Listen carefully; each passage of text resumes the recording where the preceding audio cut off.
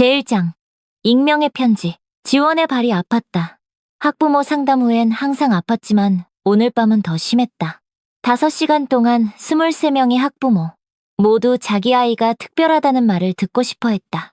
물론 모두 옳았다. 8살짜리 아이들은 모두 각자 나름대로 특별했다. 그녀는 아파트까지 2층을 걸어 올라갔다. 엘리베이터는 2주째 고장난 상태였다. 집주인은 곧 고치겠다고 약속했다. 그게 열흘 전 일이었다. 하얀 봉투가 즉시 그녀의 시선을 사로잡았다. 문 아래에 끼워져 있었고 모서리만 살짝 튀어나와 있었다. 보낸 사람 이름도 주소도 없었다. 어두운 복도 카펫 위에 깔끔한 하얀 종이 한 장이 놓여 있을 뿐이었다. 그녀는 천천히 봉투를 집어들었다. 손이 벌써 떨리고 있었다. 왜 떨리는 걸까? 그녀는 더 이상 편지를 받지 않았다. 모든 게 이메일이나 문자였다. 아파트 안으로 들어서자 그녀는 교사용 가방을 내려놓았다. 채점할 시험지들이 부엌 카운터 위로 쏟아졌다. 지난주 민지가 그린 그림들이 여전히 냉장고를 덮고 있었다. 12마리의 나비 그림, 하나하나가 점점 더 화려해졌다. 주전자에 물을 끓이기 시작했다. 카모마일 차가 잠드는데 도움이 될 것이다. 물이 끓기를 기다리며 봉투를 열었다. 글씨는 깔끔했다. 지나치게 깔끔했다. 누군가 완벽하게 쓰려고 애쓰는 듯한 필체였다. 저는 6달 동안 당신을 지켜봤습니다. 무섭게 들리겠지만 두려워하지 마세요. 당신의 인생을 바꿀 이야기를 해야 합니다. 내일 자정에 남산타워에서 만나요. 혼자 오세요. 이건 당신 남편에 관한 일입니다. 머그잔이 그녀의 손에서 미녀석이었다. 주방 바닥에 산산조각이 났다. 도자기 조각들이 하얀 타일 위에 흩어졌다. 끌어져 떨어졌다. 남편이 가장 좋아하던 그 머그잔. 손잡이에 금이 가버려서 버리지 못했던 바로 그녀는 편지를 다시 읽었다. 그리고 또 한 번. 글씨는 익숙해 보였지만 어디서 본 건지 기억나지 않았다. 다리가 풀렸다. 부서진 조각들에 둘러싸인 채 부엌 바닥에 주저앉았다. 주전자가 휘파람을 불기 시작했다. 그녀는 끌어움직이지 않았다. 6개월. 누군가 그녀를 6개월 동안 지켜보고 있었다. 4월부터였을 것이다. 봄. 벚꽃이 피고 민지가 초등학교 2학년이 되던 때. 그녀는 창밖을 내다보았다. 거리는 텅 비어 있었다. 길 건너 벽을 따라 고양이가 걸어갔다. 그림자 속에 서 있는 사람도 지켜보는 사람도 없었다. 하지만 그들은 지켜보고 있었다. 180일 동안 주전자가 계속 삐걱거렸다. 그녀는 마침내 일어나 가스레인지를 껐다. 손이 멈추지 않고 떨렸다. 이건 당신 남편에 관한 일입니다. 성호는 죽은 지 3년이 되었다. 고속도로 1번에서 일어난 교통사고였다. 2022년 12월 22일. 경찰은 그가 즉사했다고 했다. 고통받지 않았다고 했다. 지금 누가 그에 대해 무슨 말을 해줄 수 있겠는가? 그녀는 깨진 머그잔 조각들을 조심스럽게 주었다. 한 조각에는 아직도 그의 립스틱 자국이 묻어 있었다. 그녀는 그걸 전혀 눈치채지 못했다. 신문지에 싸서 쓰레기통에 던져버렸다. 편지는 카운터 위에 놓여 있었다. 그녀는 문 잠금 장치를 확인했다. 2개의 도어락이 딸깍 소리를 냈다. 엿보기 구멍으로 밖을 살폈다. 텅 빈 복도였다. 창문도 확인했다. 모두 잠겨 있었다. 민지의 방은 복도 끝에 있었다. 그녀는 조용히 문을 열었다. 딸은 잠들어 있었고 한 팔은 봉제 토끼 인형을 껴안은 채 다른 팔은 침대 밖으로 늘어져 있었다. 숨소리는 고르고 평온했다. 지원은 이불을 민지의 턱까지 끌어올렸다. 이마에 입을 맞췄다. 민지가 꿈틀거리긴 했지만 깨지 않았다. 부엌으로 돌아와 휴대폰을 집어들었다. 손가락이 수진의 번호 위에 머물렀다. 가장 친한 친구는 아직 깨어있을 것이다. 넷플릭스에서 드라마를 보며 항상 늦게까지 깨어있곤 했다. 시계는 11시 15분을 가리키고 있었다. 그녀는 전화를 눌렀다. 제2장? 가장 친한 친구의 조언? 죽거나 결혼하는 중이 아니면 안 돼. 2번째 벨이 울리자 수진이 받았다. 지금 막 마지막 회를 보고 있는데 누군가 나를 지켜보고 있어. TV가 멈추는 소리. 지원아. 무슨 소리야? 지원은 편지에 대해 설명했다. 한 글자 한 글자 읽어내려갔다. 당신 남편이라는 말에 목소리가 갈라졌다. 경찰에 신고해. 당장. 전화 끊고 경찰에 신고해. 안 돼. 못한다니 무슨 말이야? 누군가 널 스토킹하고 있다고. 지원은 복도 저편 민지의 방을 바라보았다. 민지가 알게 되면 어떡해? 수사하러 경찰이 와서 경찰관을 보면 어떡해? 겁에 질릴 거야. 당신에게 무슨 일이 생기면 더 무서워할 거예요. 그들은 10분 동안 다퉜다. 수지는 아는 모든 안전대책을 제안했다. 페퍼 스프레이, 보안 카메라, 야구 방망이. 지원은 하나하나 거절했다. 알아야 해. 결국 지원이 말했다. 사고에 관한 일이라면? 내가 모르는 뭔가가 있다면? 전화 너머로 침묵이 흘렀다. 그러더니 나도 같이 갈게. 편지에 혼자 오라고 써있잖아. 그 편지는 내놔. 수지는 말을 삼켰다. 나도 같이 갈게. 뒤에서 지켜볼게. 네가 내가 있는지도 모를 거야. 네가 딱히 눈에 안 띄는 건 아니잖아. 네온색 옷을 입잖아. 검은색 입을게. 닌자처럼. 여행사 닌자처럼. 모든 걸 감안해도 지원은 미소 지었다. 꼭 그럴 필요 없어. 그래도 해야 해. 너 내 동생이잖아. 기억나? 피는 아니지만 선택한 동생. 그리고 언니는 동생이 잠재적 스토커를 혼자 만나게 내버려두지 않아.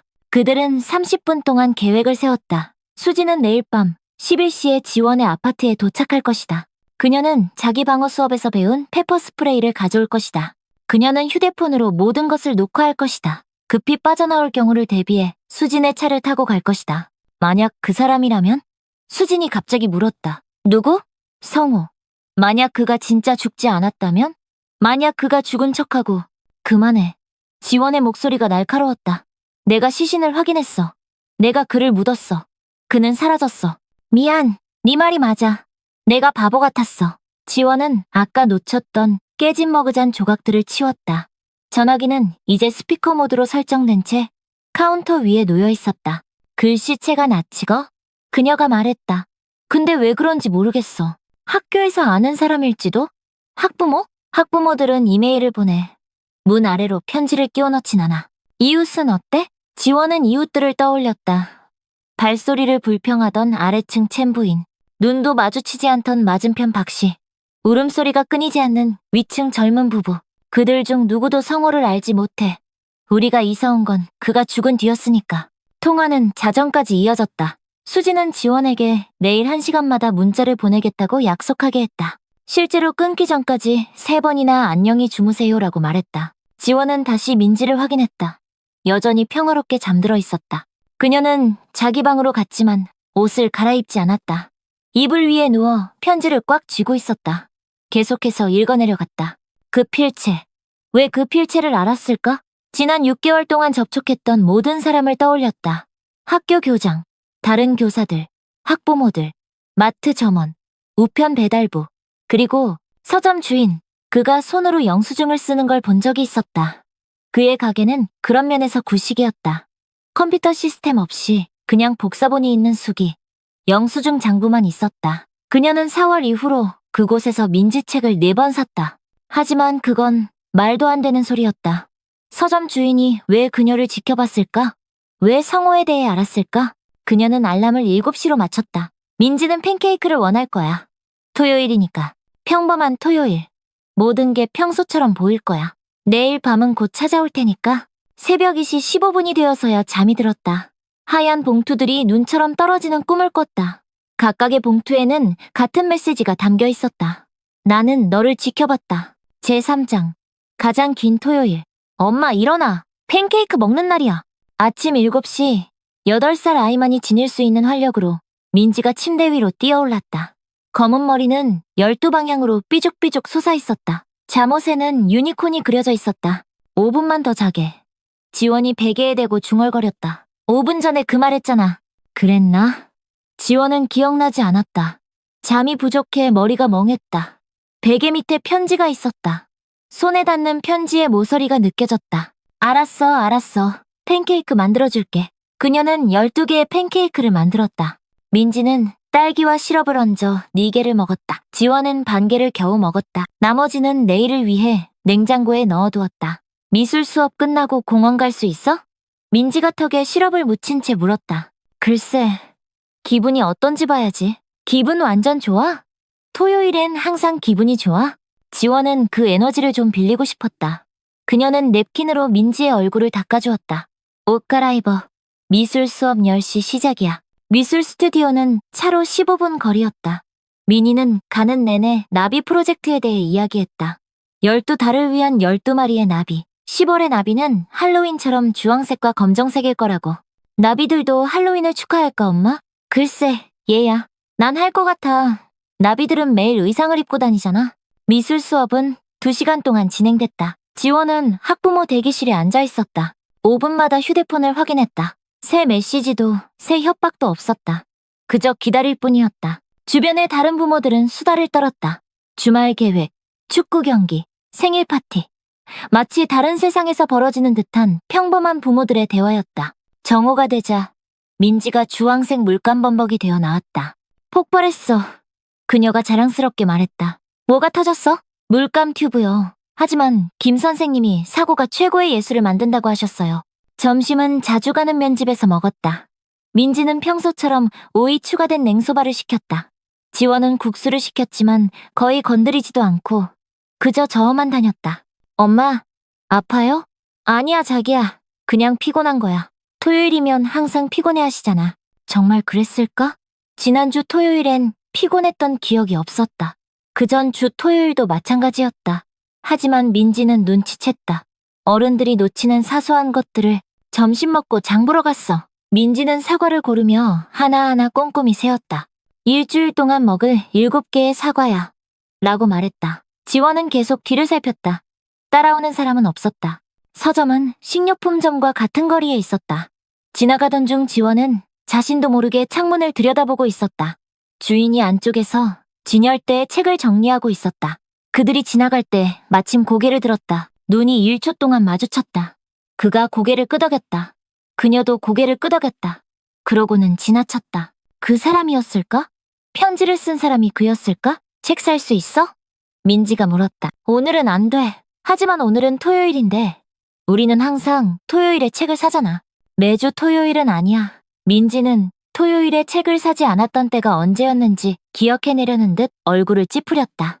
기억할 수 없었다. 항상 그랬으니까 그들의 전통이었다. 다음 주에는 사줄게. 지원이 말했다. 그들은 3시에 집에 도착했다. 민지는 1시간 동안 숙제를 했다. 그리고 1시간 동안 그림을 그렸다.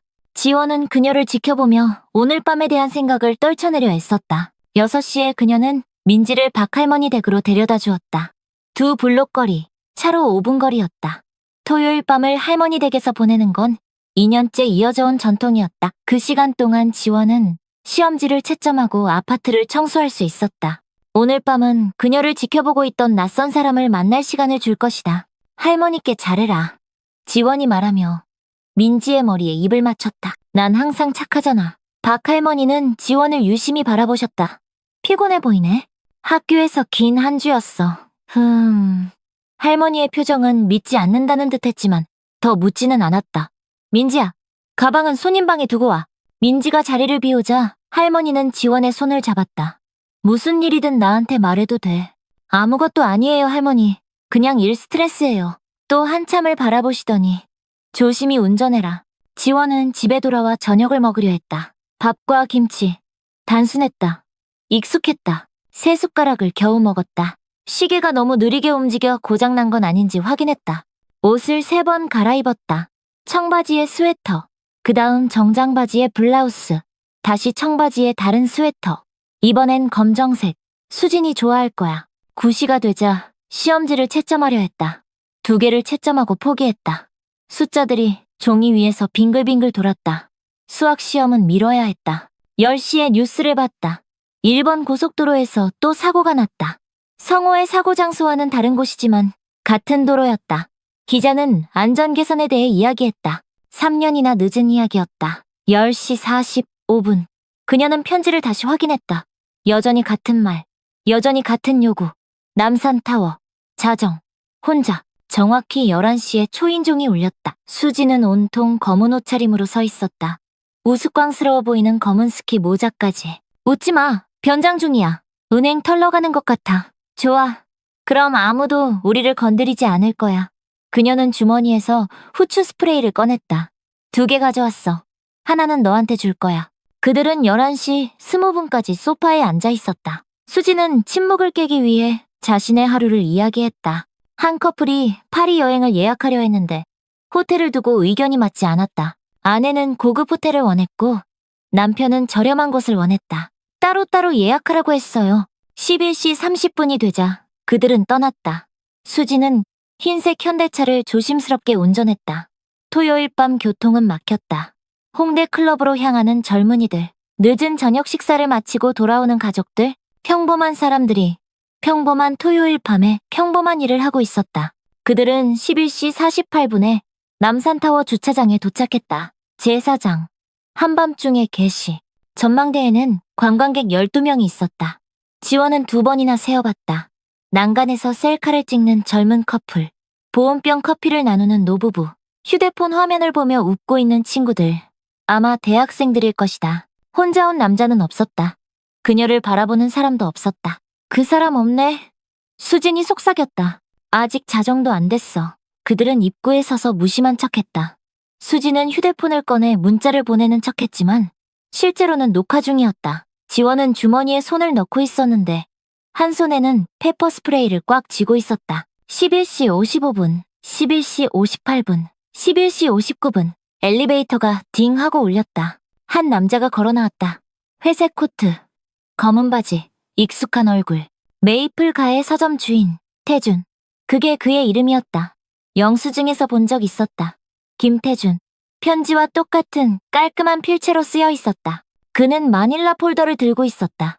그의 손은 그녀보다 더 심하게 떨리고 있었다. 저 사람, 북스앤빈스에서 일하는 그 사람이에요. 수진이 너무 큰 소리로 말했다. 몇몇 관광객들이 고개를 돌렸다. 태준은 걸음을 멈췄다. 아직도 10피트나 떨어져 있었지만 달아날 듯한 모습이었다. 괜찮아. 지원이 말했다. 그에게 하는 말인지 자신에게 하는 말인지 알 수 없었다. 내가 여기 있어. 그는 천천히 다가왔다. 가까이서 보니 그도 잠을 못 잔 모양이었다. 눈 밑에 다크서클이 짙게 깔려 있었다. 평소 깔끔하던 머리는 손으로 헝클어뜨린 듯 지저분했다. 박씨, 와, 주셔서 감사합니다. 그의 목소리는 서점에서 기억하던 것보다 훨씬 부드러웠다. 그때는 항상 책과 날씨에 대해 명랑하게 이야기했었다. 지금은 말하기조차 고통스러워하는 듯했다. 왜 저를 지켜보고 계셨어요? 그는 움찔했다. 지켜본 게 아니에요. 그런 게 아니라 그냥 알아봤어요.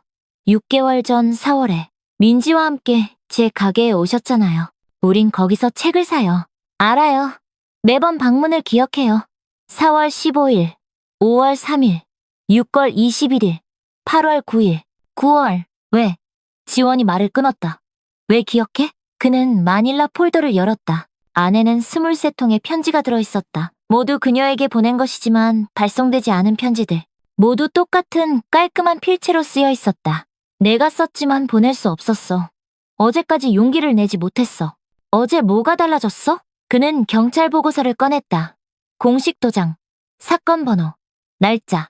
2220년 12월 22일. 당신 남편은 차 안에서 혼자 죽지 않았어요. 세상이 기울었다. 수진이 지원의 팔을 붙잡아 그녀를 붙잡았다. 무슨 말이에요? 수진이 다그쳤다. 태준의 눈에 눈물이 고였다. 보름달 아래에서 은빛으로 반짝였다. 내 아내가 그와 함께 있었어. 이미영. 그녀도 죽었어. 지원의 다리가 풀렸다. 그녀는 난간을 붙잡았다. 수천 개의 불빛이 별처럼 반짝이며 서울이 아래로 펼쳐졌다. 그 어느 것도 더 이상 이해가 되지 않았다. 그건 불가능해. 그녀는 스스로 말하는 소리를 들었다. 경찰은 그가 혼자였다고 했어. 그들은 2대의 차였어. 태준이 말을 끊었다. 그날 밤 그들은 각자 다른 차를 타고 있었어. 서로를 따라 부산으로 향하던 중이었지. 트럭이 2차를 모두 들이받았어. 경찰 보고서는 2명의 희생자를 기록했지만 뉴스에서는 1명만 언급했어. 같은 차량에 타고 있지 않았기 때문이지. 그는 그녀에게 전체 보고서를 보여주었다. 2 이름, 박성호, 이미영. 2 다 충돌 즉시 사망. 2대의 차량이 파손. 상처 하나 없이 걸어나온 트럭 운전사 1명. 둘이 함께 부산으로 가던 중이었어. 태준이 말을 이었다.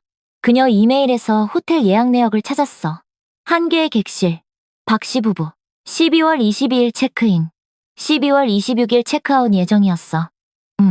지원은 종이를 응시했다. 글자가 흐릿하게 보였다. 박씨 부부. 하지만 박씨 부인은 그녀였다. 그녀가 박씨 부인이다. 얼마나 오래. 그녀가 속삭였다. 2년. 아마 그 이상일 거야. 2년 전부터의 증거가 있어. 2년. 730일 동안의 거짓말. 그녀가 그가 좋아하는 음식을 만들던 동안 그녀가 그의 셔츠를 다림질하던 동안, 그가 출장에서 돌아오길 기다리던 동안. 보여줘. 제오장. 23통의 편지. 벤치는 차가운 금속이었다. 지원은 그걸 느끼지 못했다. 무릎 위에 놓인 서류의 무게 외에는 아무것도 느끼지 못했다. 수지는 관광객들을 막으며 경계를 섰다. 몇몇이 호기심 어린 시선을 보내자 그녀는 노려보며 제 일이나 보라고 경고했다. 태주는 1m 정도 떨어진 곳에 앉아 있었다. 설명하기엔 충분히 가까우면서도 공간을 주기엔 충분히 멀리. 첫 번째 편지는 4월 15일자였다. 오늘 네가 딸기 우유 사는 거 봤어. 민지가 나비에 관한 책 3권을 골랐어. 그녀가 책을 껴안았을 때 네가 웃었어. 그때 장례식 사진 속 네 모습을 알아봤어. 장례식에 갔었어? 지원이 물었다. 미영 장례식. 누군가 다른 장례식 사진을 가져왔어. 동네 반대편에서 동시에 열렸던 장례식 사진. 우주가 벌을 내린 거라든가 뭐 그런 거라고들 했지. 바람 피운 2사람이 함께 죽다니. 지원은 그날을 기억했다. 12월 26일. 숨 쉴 수 없을 만큼 많은 꽃들. 미안하다고 말하는 수많은 사람들. 사촌에게 빌린 너무 큰 검은 드레스를 입은 민지. 두 번째 편지에는 영수증이 첨부되어 있었다. 로즈가든 레스토랑. 2사람이 저녁 식사로 쓴 42,000원. 성호의 신용카드. 2022년 1월 8일. 그날 밤 부모님 댁에 간다고 그에게 말했어. 지원이 말했다. 민지가 감기에 걸렸거든. 우리는 집에 있었어. 계속되는 영수증들. 계속되는 날짜들.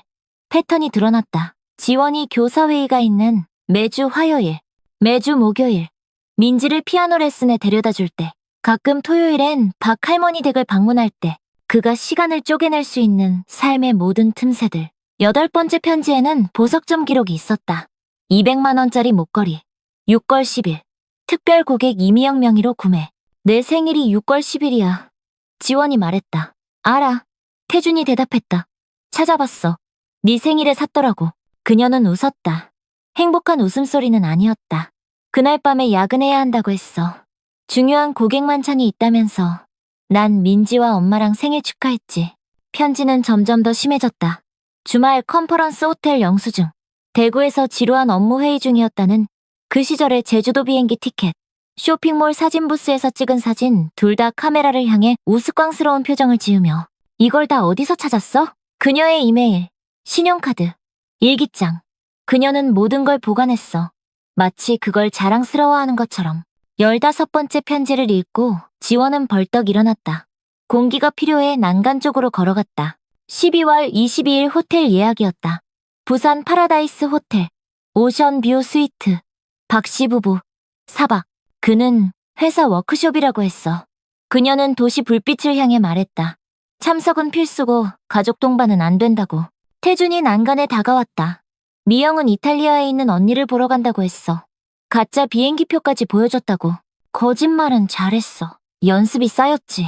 16번째 편지에는 통화 기록이 들어있었다. 성우 명의의 2번째 전화회선. 한 번호로 수백 건의 문자 및 통화 기록. 청고지 주소는 그의 사무실이었다. 18번째 편지에는 이혼 서류가 들어있었다. 2022년 12월 1일자로 작성된 서류. 하단에는 성우의 서명이 있었다. 법원에 제출된 적은 없었다. 그가 나를 떠나려 했어. 지원이 말했다. 그들은 우리 둘 다 떠날 참이었어.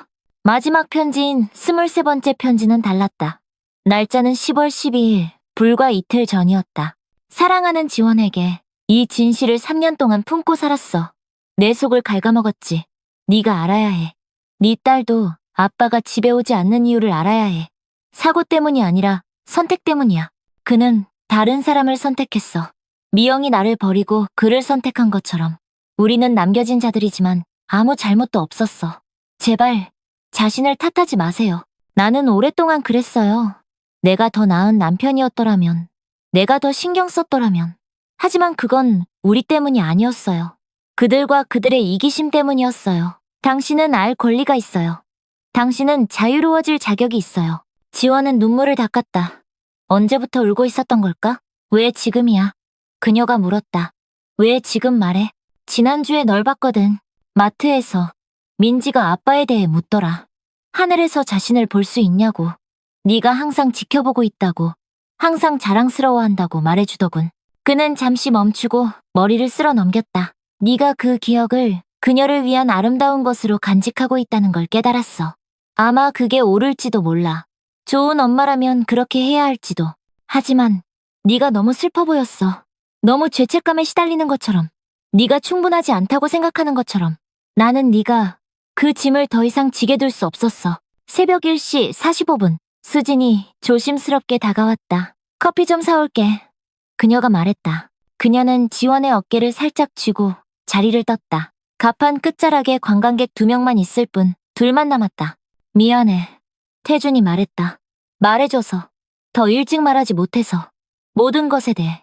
진실을 말한 걸 미안해하지 마. 때론 진실이 거짓말보다 더 아프기도 해. 지원은 그 말을 곱씹었다. 존재하지도 않았던 충실한 남편을 위해 3년간 애도했던 일. 다른 여자를 원했던 평범한 남자일 뿐인 아빠를 영웅이라고 말했던 일. 생각할 시간이 필요해. 그녀가 말했다. 물론이지. 내가 갈게. 아니, 있어. 그냥. 잠시만. 그녀는 데크 반대편으로 걸어갔다. 여기 위에서 바라본 밤의 서울은 아름다웠다. 수백만 명의 사람들이 각자의 삶을 살고 있었다. 지금 이 순간 거짓말을 하고 있는 사람은 몇 명일까? 거짓말을 듣고 있는 사람은 몇 명일까? 제육장. 공유된 슬픔. 새벽 2시 수진이 커피를 들고 돌아왔다. 관광데크는 이제 거의 텅 비어 있었다. 그들과 반쯤 잠든 듯한 경비원만 남아있을 뿐이었다. 아래층 카페는 24시간 영업이에요. 그녀가 말했다. 거기가 더 따뜻해요. 그들은 안으로 들어갔다. 카페에서는 부드러운 재즈 음악이 흘러나왔다. 태준에 따르면 미영이 가장 좋아하는 음악이었다. 성호는 2년 전부터 재즈를 듣기 시작했다. 교양을 쌓는 중이라고 했다. 이제 지원은 그 이유를 알았다. 그들은 구석의 부스에 앉았다. 그들 사이에 커피가 김을 내뿜고 있었다. 옆 테이블의 수지는 휴대폰을 보는 척했다. 진실은 마닐라 폴더에 펼쳐져 있었다. 그날 밤에 대해 말해줘. 지원이 말했다. 네가 기억하는 대로. 태주는 머그잔을 두 손으로 감쌌다. 그녀는 6시에 떠났어. 작별 키스를 하며 비행기가 9시지만 일찍 가고 싶다고 했지. 서두르는 걸 싫어했거든. 성호는 6시 30분에 떠났어. 교통이 막힐 거라고 했지. 사고는 9시 47분에 났어. 그들은 3시간 동안 운전하고 있었어. 같이 따로 차를 타고 갔지만 함께였어. 그들은 잠시 그 말에 잠겼다. 배우자들의 마지막 거짓말. 떠나는 순간까지도 그들은 속임수를 유지했다. 누군가 보더라도 의심을 피하기 위해 각자 차를 타고. 언제부터 의심했어? 지원이 물었다.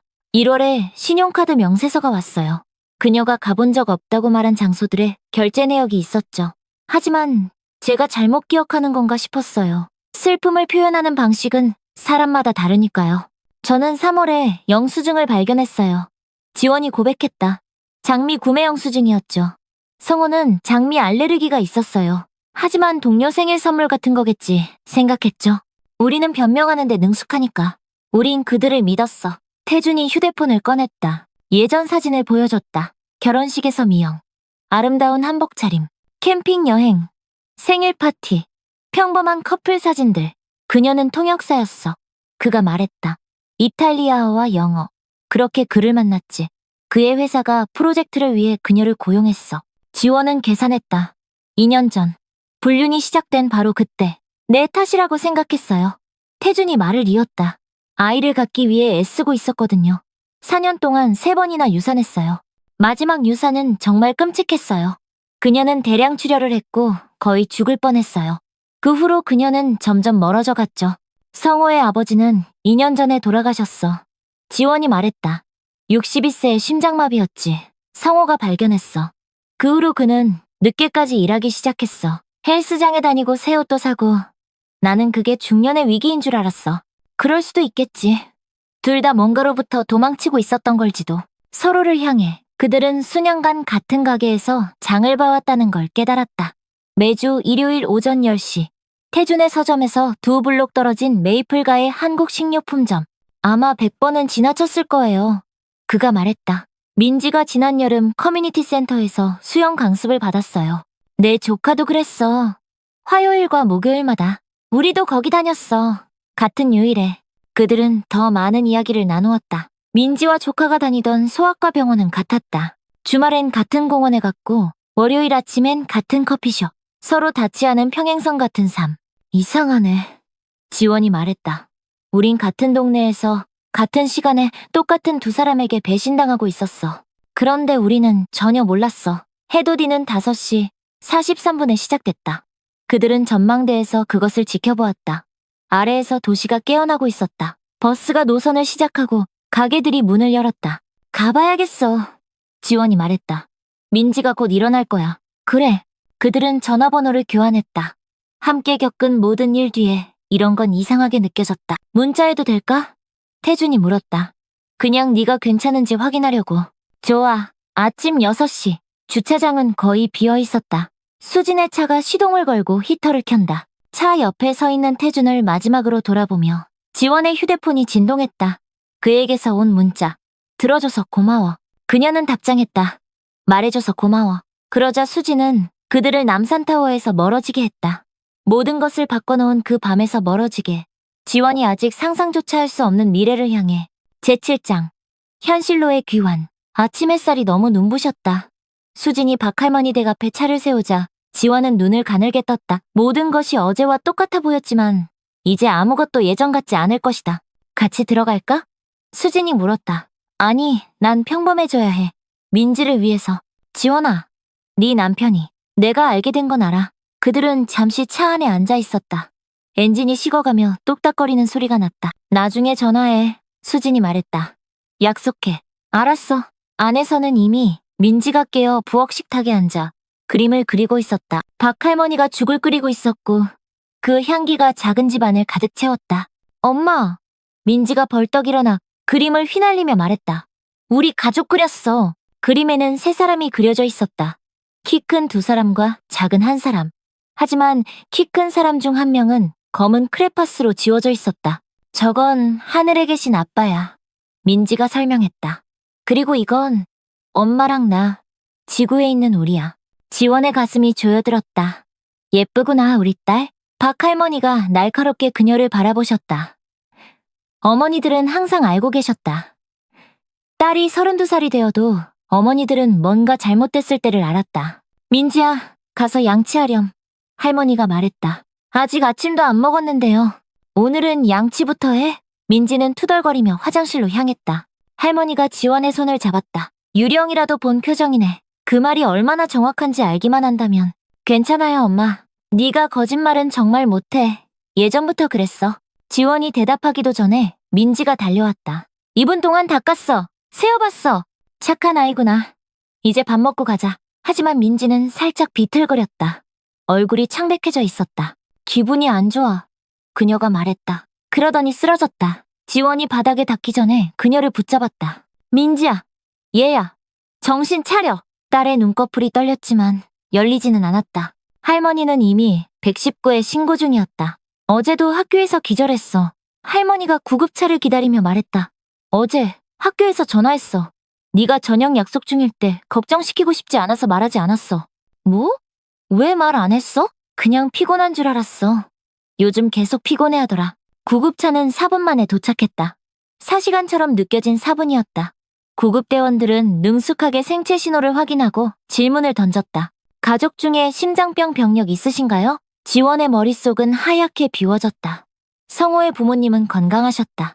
그녀의 부모님은 병이 아니라 교통사고로 돌아가셨다. 모르겠어요. 삼성의료원까지 가는데 12분이 걸렸다. 민지는 2번 정신을 차렸다. 혼란스러웠다. 어디 가는 거예요? 그녀가 물었다. 의사 선생님을 보러 가는 거야. 지원이 말했다.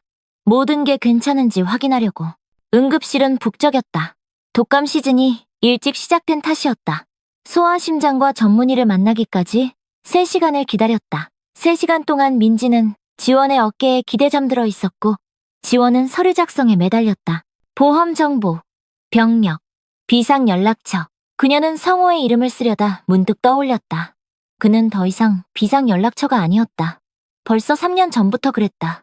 그리고 이제야 알았다. 그가 죽기 훨씬 전부터 이미 그녀의 비상연락처가 아니었다는 사실을. 이 선생님은 젊어 보였다. 35쯤? 눈빛이 다정했고 민지에게 직접 말을 걸었다. 엄마를 거치지 않고 심장 사진을 찍을 거예요. 그가 설명했다. 카메라처럼요. 하지만 몸속을 찍는 거죠. 아플까요? 전혀 안 아파요. 학교에서 사진 찍는 거랑 같아요. 먼저 심전도 검사. 민지의 가슴에 12개의 끈적한 패치가 붙었다. 다음은 심초음파 검사. 초음파 탐촉자가 천천히 움직였다. 혈액 검사.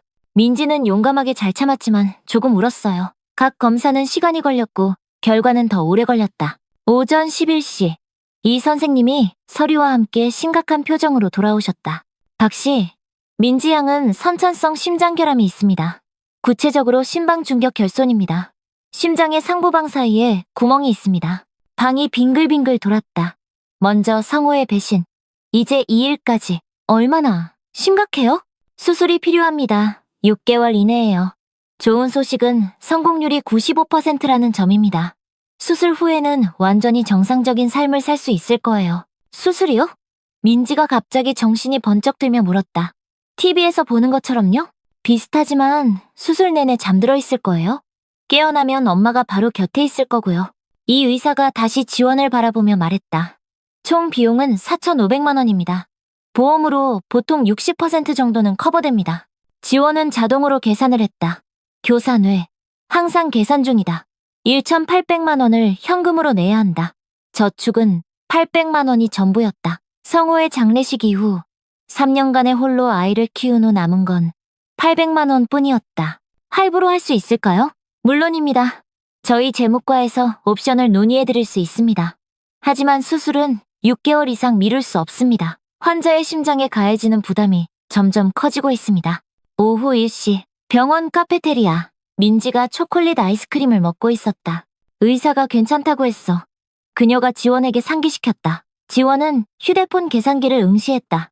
저축액 800만 원, 월급 320만 원, 지출 280만 원. 예상치 못한 일이 없다면 매달 40만 원을 저축할 수 있다. 이 속도라면 25개월이 걸린다. 민지는 6개월밖에 남지 않았다. 엄마, 왜 울어? 지원은 자신의 얼굴을 만졌다. 울고 있었다. 언제부터였을까? 기쁨의 눈물이야. 그녀는 거짓말을 했다. 네가 괜찮아질 거라서. 의사가 내 심장에 구멍이 있다고 했어. 그래서 아빠가 떠난 거야? 내가 고장났으니까?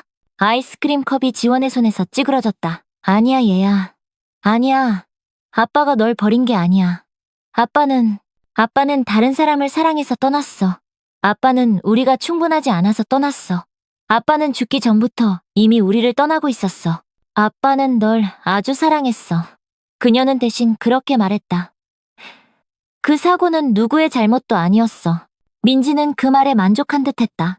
테이블 아래로 다리를 흔들며 아이스크림을 다시 먹기 시작했다. 지원의 휴대폰이 진동했다.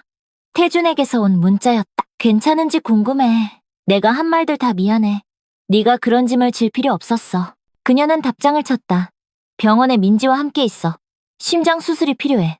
바로 3개의 점이 나타났다. 그리고 어느 병원이야? 내가 도울 수 있을까? 거의 아니라고 치료했다. 거의 3년간 쌓아온 벽을 유지하려 했다. 하지만 지쳤다. 모든 걸 혼자 해내는 게 너무 지쳤다. 삼성의료원. 그리고 난 몰라. 제8장. 지원서 제출 주간. 월요일 아침은 너무 빨리 찾아왔다. 새벽 6시. 지원은 이미 노트북을 들고 부엌 식탁에 앉아 은행 서류에 둘러싸여 있었다. 민지는 아직 잠들어 있었다. 일요일 내내 피곤해 2번이나 낮잠을 잤다. 의사는 정상이라고 했다. 심장이 제 역할을 다하지 못해 더 열심히 뛰고 있다고. KB은행 웹사이트가 느리게 로딩되었다. 지원은 온라인 신청서를 작성했다. 대출 금액 1,000만 원. 용도, 의료비, 담보, 없음. 담보로 쓸만한 게 아무것도 없었다. 아파트는 임대 중이었다. 차는 12년 된 200만 원짜리. 성호의 생명보험으로 장례비와 3년치 생활비를 냈으니 남은 건 없었다. 7시 30분. 민지 아침을 준비했다. 8시 학교까지 차로 데려다 줌. 8시 30분. 회사에 병가를 냈다. 9시. KB은행 도착. 대출 담당자는 정중하지만 단호했다. 담보가 없으면 이 금액은 승인할 수 없습니다. 좀 더 적은 금액으로 하시는 게 어떨까요? 얼마나 적은 금액으로요? 200만 원. 300만 원 정도요. 부족하다. 턱없이 부족하다. 신한은행. 10시 30분. 건물은 달랐지만 답변은 같았다. 3년 전 미납 대출이 남아있습니다. 담당자가 컴퓨터 화면을 보며 말했다. 장례비 대출 말씀이십니까? 지원은 그걸 잊고 있었다. 성호를 제대로 장사 지내기 위해 빌린 500만 원. 아직 200만 원이 남았다. 그게 해결되기 전에는 추가 대출이 불가능합니다. 정호, 우리은행. 추가 서류를 요구했다. 세금 신고서, 급여 명세서, 재직 증명서. 검토 후 금요일까지 알려드리겠습니다. 오후 1시. 겨우 학교에 도착했다. 3시간 수업을 하면서 머릿속으로 숫자를 계산했다. 오후 4시 30분. 방과 후 돌봄에서 민지를 데려왔다. 오, 장보기. 가장 저렴한 상품만 골랐다. 그날 저녁. 민지가 숙제를 하는 동안 지원은 온라인 신청서 3개를 더 작성했다. 다른 은행이지만 같은 질문들. 수입은 얼마인가요? 빚은 얼마나 있나요? 왜 우리를 믿어야 하나요? 9시에 휴대폰이 울렸다. 태준, 어떻게 지내? 그녀는 테이블에서 나비를 그리고 있는 민지를 바라보았다. 10월의 나비가 모습을 드러내고 있었다. 주황색과 검은색 날개를 활짝 펼친 채 버티고 있어. 그건 진짜 대답이 아니잖아. 그게 내가 할 수 있는 유일한 대답이야. 점 3개가 여러 번 나타났다 사라졌다. 마침내 토요일엔 내 서점이 늦게까지 열려. 이야기하고 싶으면 그녀는 답하지 않았다. 답할 수 없었다. 뭐라고 말해야 할까? 자신이 허우적대고 있다고? 남편이 거짓말쟁이였고 딸이 아프다는 걸 알게 됐는데 둘 다 구할 수 없었다고? 화요일도 마찬가지였다. 점심시간엔 온라인 지원서를 작성하고 수업 사이엔 전화를 받았다. 거절은 매번 정중하지만 단호했다. 수요일, 한 학부모가 왜 그렇게 피곤해 보이냐고 물었다. 그냥 계절이 바뀌어서요. 지원이 말했다. 학부모는 이해한다는 듯 고개를 끄덕였다. 다들 감기 걸리더라고요. 비타민 꼭 드세요. 비타민이 상처받은 마음을 고칠 수만 있다면. 민지의 가슴 속 실제 상처와 지원의 마음속 비유적인 상처 모두를. 목요일에는 이메일로 2건의 거절 통보가 더 도착했다. 그녀의 이름만 삽입된 형식적인 편지였다. 유감스럽게도 알려드립니다. 목요일 저녁, 민지의 피아노 레슨. 창문 너머로 작은 손가락이 건반을 찾아가는 모습을 지켜보았다. 그녀가 여기 앉아있는 동안 성호가 미영을 만났을 거라 생각했다. 2년 동안 매주 목요일마다 딸아이 재능이 뛰어나네요. 피아노 선생님이 말했다. 경연대회는 생각해보셨나요? 아드님이 좀 나아지신 후에요. 아, 아프신가요? 지원은 그 말을 꺼낼 수 없었다. 심장 수술, 4,500만 원, 6개월. 대신 이렇게 말했다. 그냥 좀 피곤해. 10월 20일 금요일, 오후 4시. 우리은행의 최종 거절 통보가 이메일로 도착했다.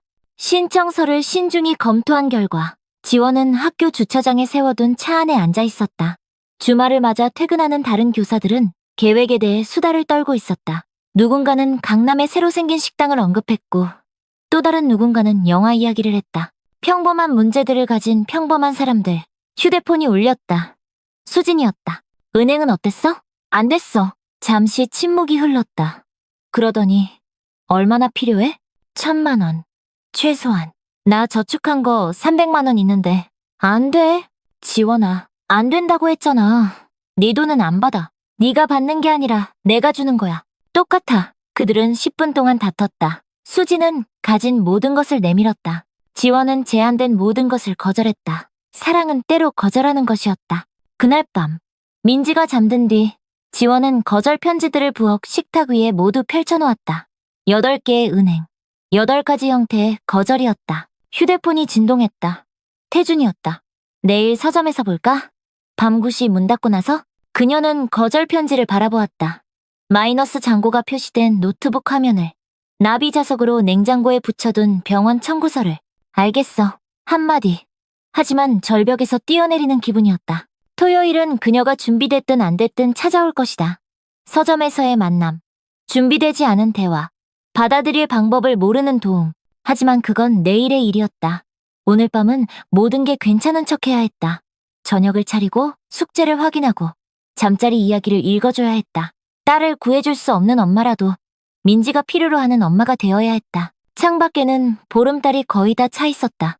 엿새 뒤면 완전히 차오를 것이다. 태준이 진실을 말했던 그날 밤처럼, 모든 것이 변했던 그날 밤처럼 그녀는 또다시 모든 것이 바뀔지 궁금해했다. 제2막 중간, 토요일 저녁, 서점은 오래된 종이와 신선한 커피 냄새가 났다. 태준이 패전 간판을 뒤집는 동안 지원은 무거운 나무 문을 밀어 열었다. 빈티지 램프에서 흘러나온 따뜻한 노란빛이 나무 선반을 꿀처럼 반짝이게 했다. 그녀는 닷새 동안 제대로 잠을 자지 못했다. 거절 편지들이 비난처럼 핸드백에 꽉 채워져 있었다. 창가 가죽 의자에 앉아 손이 살짝 떨렸다. 태주는 즉시 눈치챘다. 요즘 그는 그녀의 모든 변화를 놓치지 않았다. 눈 밑의 다크서클은 멍처럼 보였다. 보이지 않는 돌을 쥐고 있는 듯 앞으로 굽은 어깨선 묻지도 않고 라벤더 차를 타주었다. 차가운 손가락에 닿은 도자기 머그잔이 따뜻했다. 말해봐. 그가 간단히 말했다. 그 말은 며칠 동안 참아왔던 울음 사이로 쏟아져 나왔다. 민지는 6개월 안에 심장 수술을 받지 않으면 작은 심장이 멈출 거라고 했다. 45억 원은 45조 원이나 다름없었다. 세 군데 은행에서 이미 거절했고 그녀는 더 이상 의지할 곳이 없었다. 그녀는 구겨진 거절 통지서를 그에게 보여주었다. 각각 다른 표현으로 같은 내용을 전하고 있었다. 담보가 부족하다. 기존 부채가 너무 많다. 소득이 부족하다. 미안합니다. 미안합니다. 미안합니다. 태주는 망설임 없이 휴대폰을 꺼냈다. 은행 앱이 열리며 그의 예금 계좌에 6,200만 원이 표시되었다. 지원이 한 번에 본 적 있는 돈보다 훨씬 많은 금액이었다. 가져가. 전부. 제발. 지원은 즉시 거절하며 휴대폰을 그에게 밀어냈다. 그의 돈은 받을 수 없었다. 특히 그의 돈은 그들을 이어준 건 자선이 아니라 비극이었다. 이건 그가 짊어져야 할 짐이 아니었다. 하지만 태주는 다른 생각이 있었다. 어차피 서점을 확장할 계획이었다. 위층 빈 공간에 어린이 교육센터를 추가하는 거다. 동네 부모님들은 항상 과외를 해주냐고 물었다. 지원의 교사 경력을 살려 그녀가 전체 프로그램을 운영할 수 있을 것이다. 내 사업 파트너가 되어줘. 모든 수익의 50%를 주겠어. 현재 서점 수익은 월 800만 원이었다. 교육센터를 운영하면 월일 500만 원까지 쉽게 달성할 수 있을 것이다. 지원의 몫은 월 250만 원 정도가 될 것이다. 이건 사업이지 자선이 아니었고 민지는 수술을 받을 수 있을 것이다. 그날 밤 11시 30분 그들은 악수를 나누었다. 태준이 여분의 열쇠를 그녀의 손바닥에 얹었다. 주머니에서 꺼낸 금속은 아직도 따뜻했다. 지원은 며칠 만에 느껴보는 감정을 안고 집으로 차를 몰았다. 희망은 라벤더 차 맛이 나고 책장을 넘기는 소리처럼 들렸다. 일요일 오후 뜻밖의 방문객이 찾아왔다.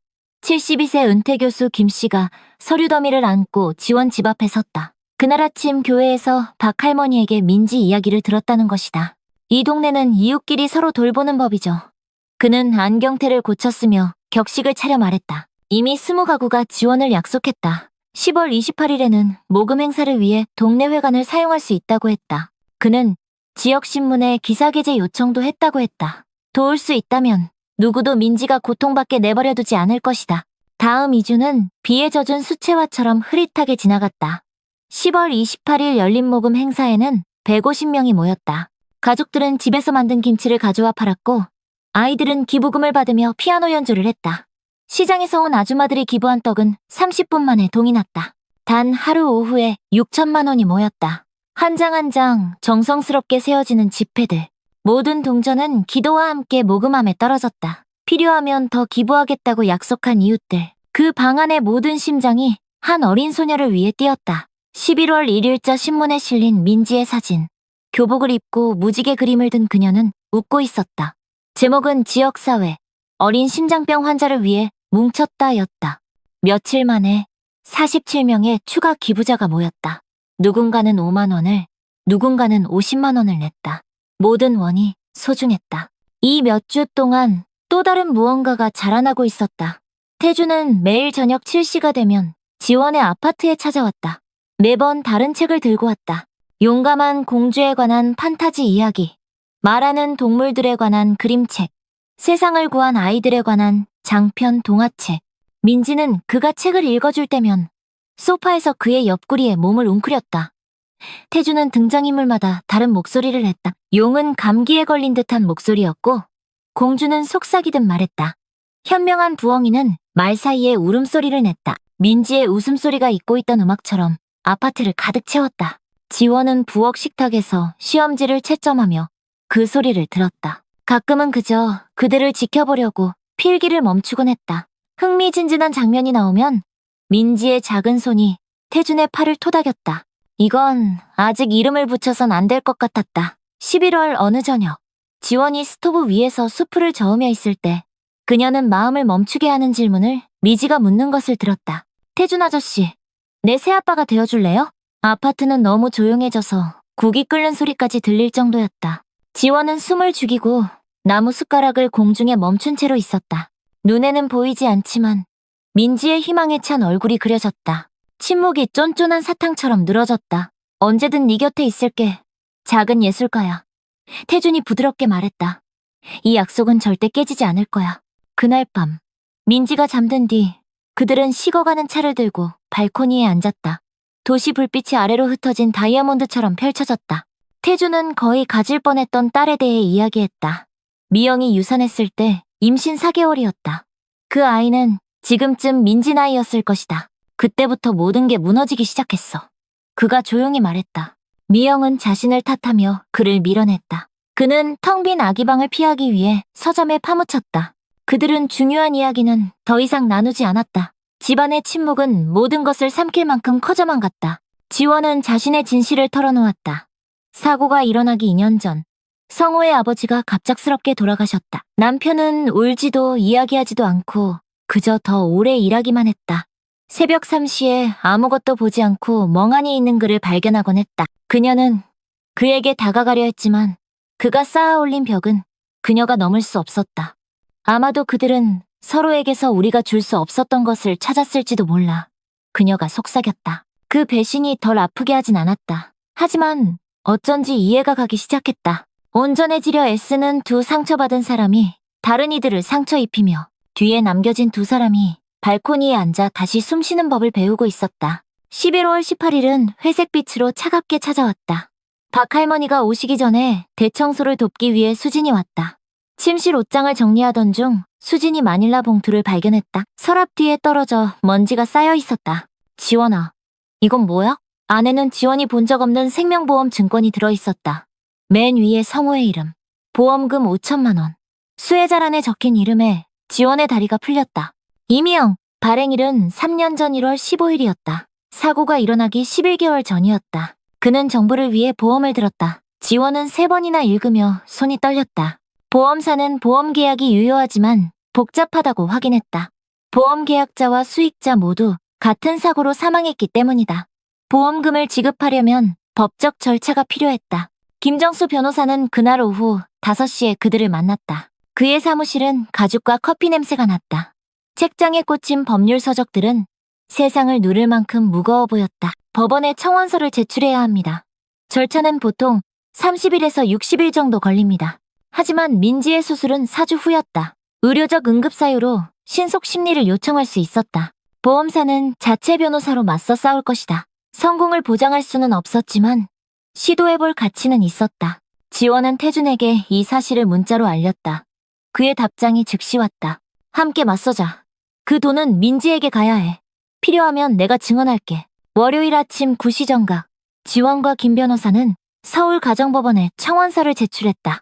서기는 사건 번호 2025 FC 1147로 도장을 찍었다. 심리는 12월 12일로 예정되었다. 민지 수술 3일 전이었다. 보험사는 3명의 변호사를 보내 반대했다. 그들은 그 돈이 이탈리아에 있는 미영의 유산에 속한다고 주장했다. 그녀의 노부모가 별도로 청구를 제기한 상태였다. 법적 서류가 종이산처럼 쌓여갔다. 태주는 자금에 대한 모든 권리를 포기한다는 서면 진술서를 제출했다. 그는 더 나아가 창고에서 미영의 일기를 발견했다. 일기 내용은 불륜이 2022년 1월에 시작되었음을 확인시켜 주었다. 시간 순서는 명확했다. 배신은 그녀 자신의 손글씨로 기록되어 있었다. 이 스트레스 가득한 몇 주 동안 지원은 민지의 수술을 준비해야 했다. 그녀는 마치 이야기 줄거리를 설명하듯 간단히 설명했다. 네가 잠든 사이에 의사 선생님들이 네 심장의 작은 부분을 고쳐야 해. 민지는 아플 거냐고 물었다. 지원은 약이 아픔을 막아줄 거라고 약속했다. 민지는 멋진 흉터가 생길지 궁금해했다. 지원은 그게 네 전사 표식이 될 거라고 말했다. 제가 깨어났을 때 태준 삼촌도 거기 있을까요? 민지가 물었다. 네가 원하면 꼭 계실 거야. 엄마, 영원히 함께 해주셨으면 좋겠어요. 12월 12일은 매서운 추위와 함께 찾아왔다. 법정은 더 차갑게 느껴졌다. 지원은 수진의 검은 정장을 입었는데 살짝 길었다. 태주는 방청석에 앉아 등대처럼 굳건히 자리를 지켰다. 보험사 변호사들은 동시사망 조항에 관한 기술적 논쟁을 벌였다. 법률 용어가 총알처럼 날아다녔다. 지원의 변호사는 판례와 의료 기록으로 맞섰다. 그때 뜻밖의 증인이 등장했다. 성호의 전 동료 박 씨가 증언하러 2시간을 운전해왔다. 그는 성호가 수혜자를 다시 지원으로 변경하겠다고 언급했다고 말했다. 서류 작업은 완료되지 않았지만 의도는 분명히 밝혔다.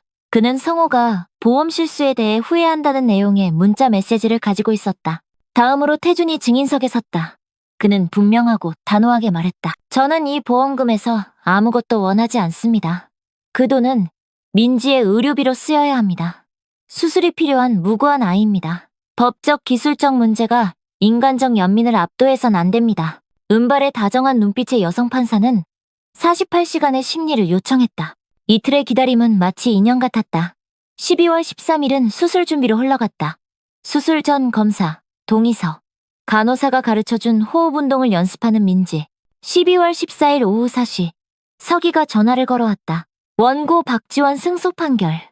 보험사는 24시간 이내에 5천만 원 전액을 지급하라. 지원은 안도하며 의자에 주저앉았다. 태준이 뒤에서 그녀의 어깨를 꽉 잡았다. 김 변호사는 드물게 미소를 지었다. 민지는 수술비를 남기고도 수술을 받을 수 있게 되었다. 그날 저녁 축하 모임은 서점을 가득 메웠다. 이후 83명이 집에서 만든 음식을 들고 왔다. 아이들은 연습한 노래를 불렀다. 아줌마들은 소주잔에 행복한 눈물을 흘렸다. 민지는 태준을 너무 세게 껴안아 그가 무릎을 꿇고 그녀의 눈높이에 맞춰야 했다. 당신은 우리의 수호천사예요. 그녀가 그의 귀에 속삭였다. 지원은 두 사람이 껴안는 모습을 보며 가슴속 무언가가 움직이는 걸 느꼈다. 민지처럼 심장 상태가 아니라 부서졌던 다른 무언가가 금실로 꿰매어지며 치유되기 시작하는 느낌이었다. 12월 15일은 어둡고 일찍 찾아왔다. 새벽 5시 30분. 지원은 테디베어가 프린트된 병원 가운을 민지가 입도록 도왔다. 천은 얇게 느껴졌지만 곰들은 친근해 보였다. 민지는 태준이 준 토끼 인형을 꼭 쥐고 있었다. 그녀는 그 인형에게 달빛이라는 이름을 지어주었다. 달빛이 여기서 기다릴 거예요. 간호사가 토끼 인형을 의자에 내려놓으며 약속했다. 정확히 7시가 되자 민지는 병실로 실려갔다. 문이 닫힐 때까지 그녀의 작은 손이 흔들렸다. 지원의 무릎이 휘청거렸지만 태준이 그녀의 팔꿈치를 붙잡았다. 4시간을 기다려야 했다. 240분, 14,400초. 대기실이 그들의 임시 거처가 되었다. 박할머니는 묵주를 쥐고 기도했다. 수지는 우리의 갇힌 호랑이처럼 왔다 갔다 했다. 태주는 시간을 보내려고 박할머니에게 사탕을 칩삼아 포커를 가르쳤다. 오전 11시 15분. 이 의사는 여전히 수술복 차림으로 모습을 드러냈다. 그의 미소는 말보다 먼저 모든 것을 말해주었다. 완벽한 성공입니다. 환자가 아주 잘 견뎌냈어요. 예상보다 훨씬 강인했죠. 수술은 계획대로 정확히 진행됐다. 합병증은 전혀 없었다. 회복도 순조로울 것이다. 민지는 회복실에서 벌써 엄마를 찾고 있었다. 그날 오후 2시, 민지의 눈이 살짝 떠졌다. 그녀의 첫마디는 삐걱거리면서도 분명하게 나왔다. 엄마? 엄마 여기 있어 아가. 바로 여기 있단다. 태준 아저씨도 여기 있어? 그는 24송이의 하얀 장미를 들고 앞으로 걸어나왔다. 그들 만났던 그 10월 밤부터 매주 한 송이씩. 민지는 꽃을 보며 졸린 듯 미소 지었다. 구름 같아. 행복한 구름 같아. 그녀는 병원에서 사흘을 머물렀다. 태주는 매일 아침 프랑스 빵집에서 갓 구운 페이스트리를 들고 왔다. 그가 이야기해주면 그녀는 문장 중간에 잠들기도 했지만 태주는 계속 읽어주었다. 이틀째 되던 날부터 간호사들은 그를 헌신적인 아빠라 부르기 시작했다. 12월 18일은 퇴원하는 날이었다. 민지는 휠체어를 타지 않고 스스로 걸어나가겠다고 고집했다. 모두에게 자신이 강하다는 걸 보여주고 싶었던 것이다. 그녀는 오른손으로 지원의 손을 잡았다. 그리고 왼손으로 태준의 손을 잡았다. 이제 우리 함께 집에 가요. 그녀는 병원 로비 전체에 알렸다. 차에 거의 다다랐을 때 그녀가 조용히 덧붙였다. 진짜 가족처럼.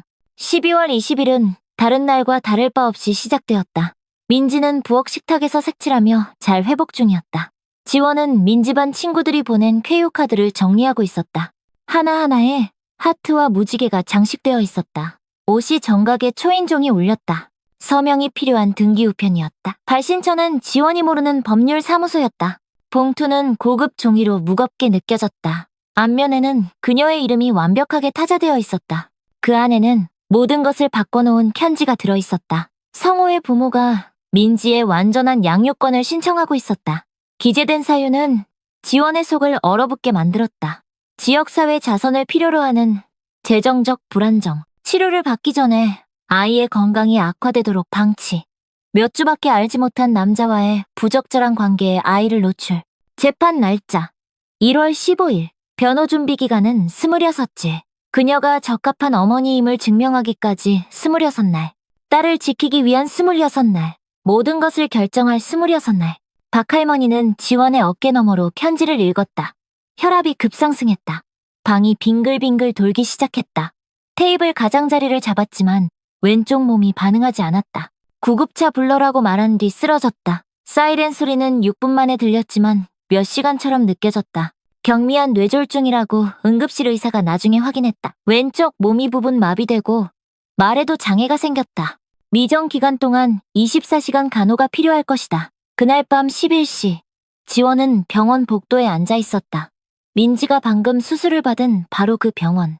그들이 축하를 나눴던 바로 그 층. 이제 모든 것이 다시 무너져 내리고 있었다. 플라스틱 의자에 홀로 앉아있던 그녀에게 태준이 커피와 그녀의 따뜻한 코트를 들고 나타났다. 처음엔 아무 말도 하지 않았다. 그저 그녀의 곁에 앉아 언제나처럼 든든하고 안정감 있게. 마침내 형광등 불빛 아래 침묵을 깼다. 우린 그들이 그녀를 데려가게 두지 않을 거야. 무슨 일이 있어도 우리는 민지를 데려가게 두지 않을 거야. 그의 목소리는 해돋이처럼 확고했다. 그의 존재는 여름비처럼 따뜻했다. 그의 약속은 산의 돌처럼 굳건했다. 함께라면 혼자가 아닌 듯한 힘이 느껴졌다. 하지만 그 누구도 무슨 일이 있어도가 무엇을 의미할지 아직 알지 못했다. 태준이 8일 후에 제안할 것을 상상할 수도 없었다. 병원의 복도에서 지원이 그의 어깨에 기대어 졸고 있을 때 그가 이미 휴대폰으로 결혼 반지를 알아보고 있다는 것도 알지 못했다. 양육권 위협은 폭풍 후 구름처럼 그들 위에 드리워져 있었다. 성호의 부모는 EN어소시에이츠를 고용했다.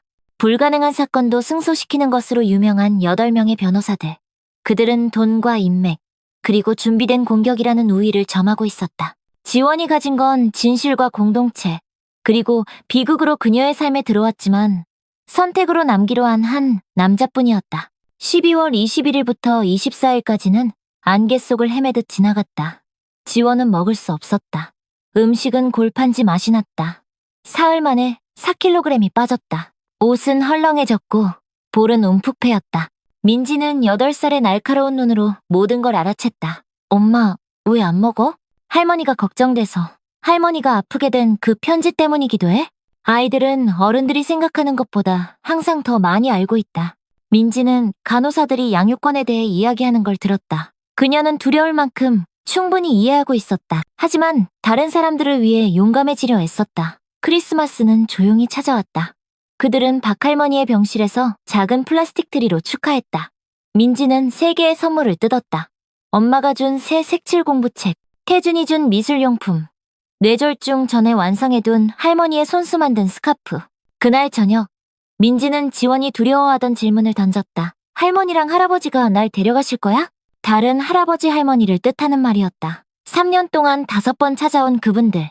포옹 대신 값비싼 선물을 보내는 분들. 돈이 사랑이라고 생각하는 그분들.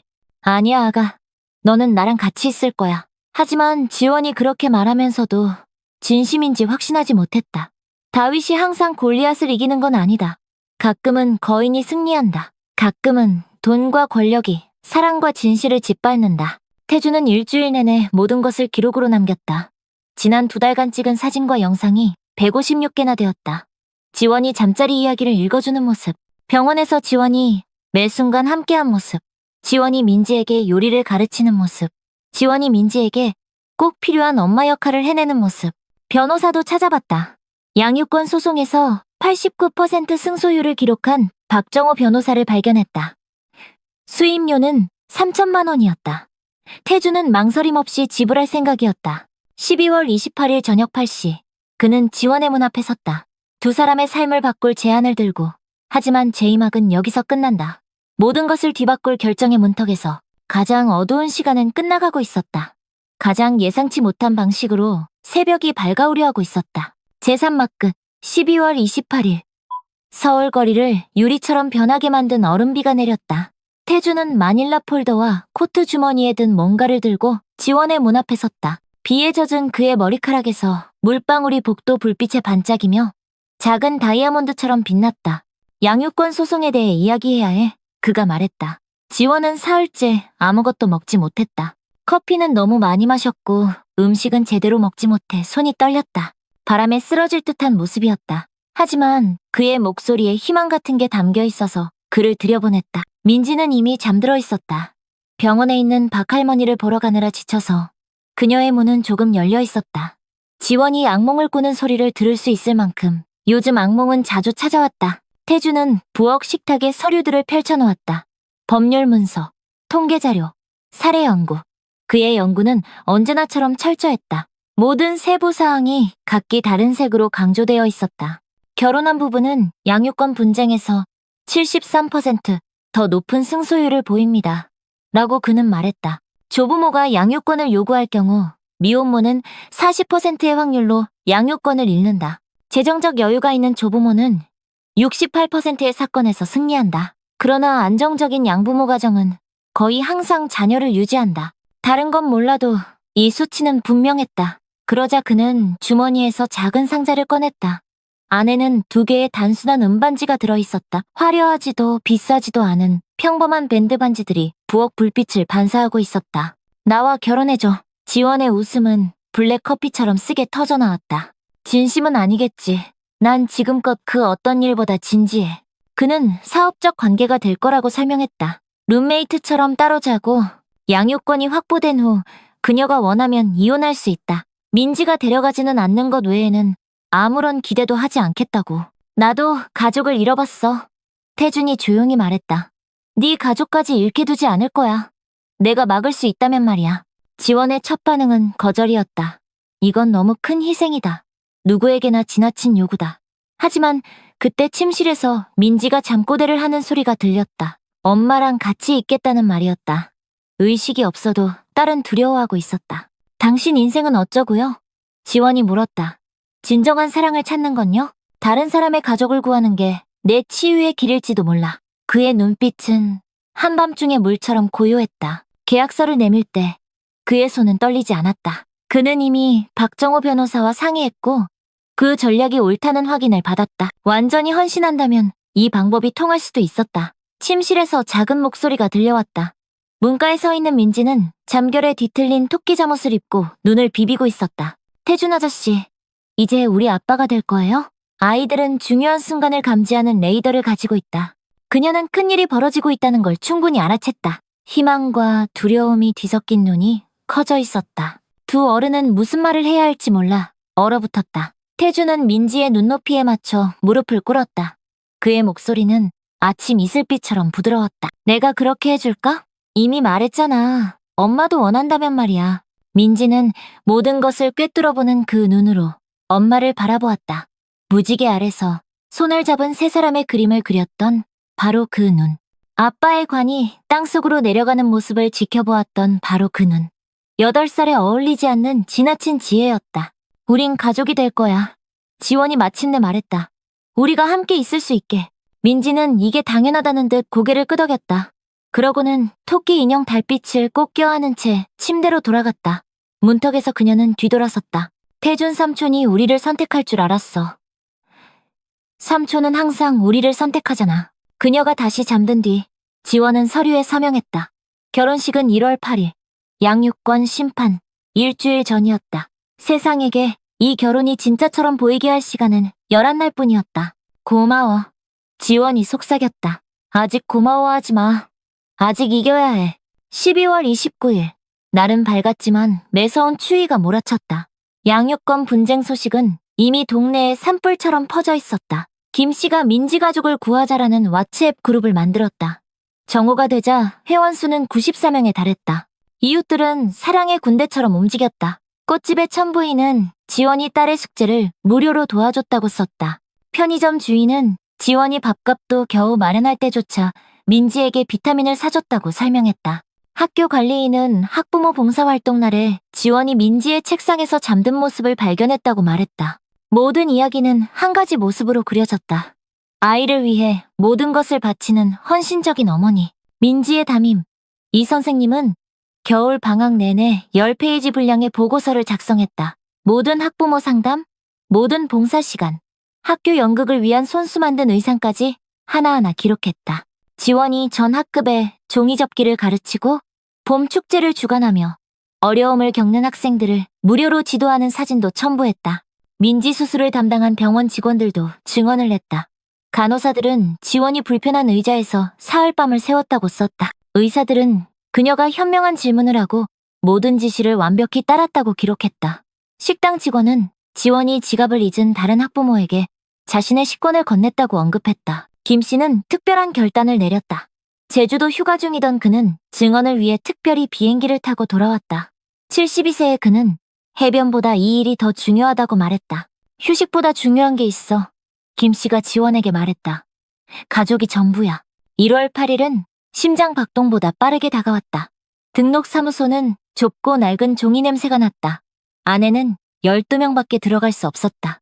민지는 직접 고른 분홍 드레스를 입고 반짝이는 구두를 신었는데 바닥에 톡톡 소리를 냈다.